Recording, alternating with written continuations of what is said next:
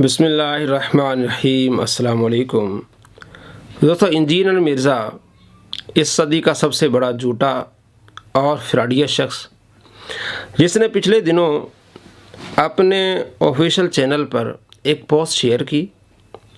इसके चेलों ने उसको आगे बहुत बढ़ाया कि जनाब आफ्ताब इकबाल साहब ने प्यारे आका सल्लल्लाहु तआला अलैहि वसल्लम के सहाबा के मुतालिक अपनी इज्तिहादी ख़ता की माफ़ी मांग ली है।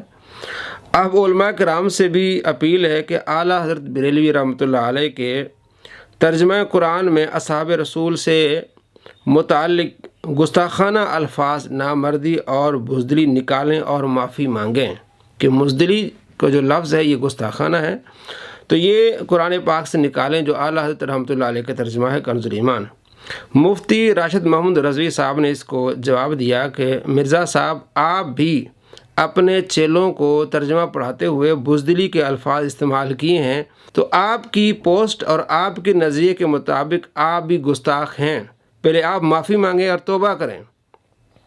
मिर्ज़ा साहब को जैसे पता चला, उसके पाँव से ज़मीन निकल गई, दुम दबा के भागा और उसने पोस्ट डिलीट कर ली। तो मिर्ज़ा के चेलों, मिर्ज़ा अपने मुंह से गुस्ताख है। जो इसने फतवा दूसरों के लिए लगाया है उस फतवे के मुताबिक ये गुस्ताख है। सुनिए, खुद इसने बुज़दिली का तर्जमा किया है।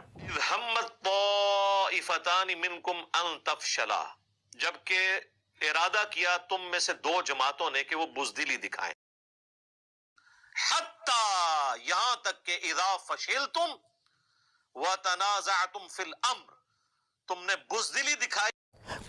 जी दोस्तों, आपने देखा जो इल्ज़ाम इसने आला हज़रत रहमतुल्लाह अलैह पे लगाया वो तो खुद कर रहा है। तो सबसे पहले इसे माफ़ी मांगनी चाहिए, और ये सबसे पहले अपने फतवे के लिहाज से गुस्ताख है। तो कहाँ गए मिर्ज़ा के चेले? क्यों इस गुस्ताख के पीछे जा रहे हैं?